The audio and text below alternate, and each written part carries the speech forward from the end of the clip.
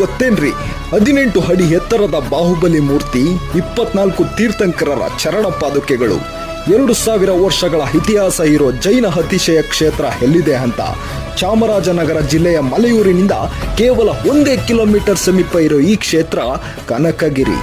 ಬೆಟ್ಟದ ದರ್ಶನ ಪಡೆಯಲು 300 ಮೆಟ್ಟಿಲುಗಳನ್ನು ಹತ್ತಿಕೊಂಡು ಬೆಟ್ಟದ ಮೇಲಿನ ಕೊಳದ ಸುತ್ತಮುತ್ತ ಇರೋ ಹಲವಾರು ವಿಭೇದದ ಔಷಧೀಯ ಗಿಡಮೂಲಿಕೆಗಳು, ಚಂದನ ಶ್ರೀಗಂಧದ ಸೊಬಗನ್ನ ವಿಶ್ವವಿಖ್ಯಾತಿಯಾಗಿರುವುದೇ ಮಲಯಗಿರಿ ಚಂದನ ಎಂಬ ಬಿರುದೇ ಸಾಕ್ಷಿ.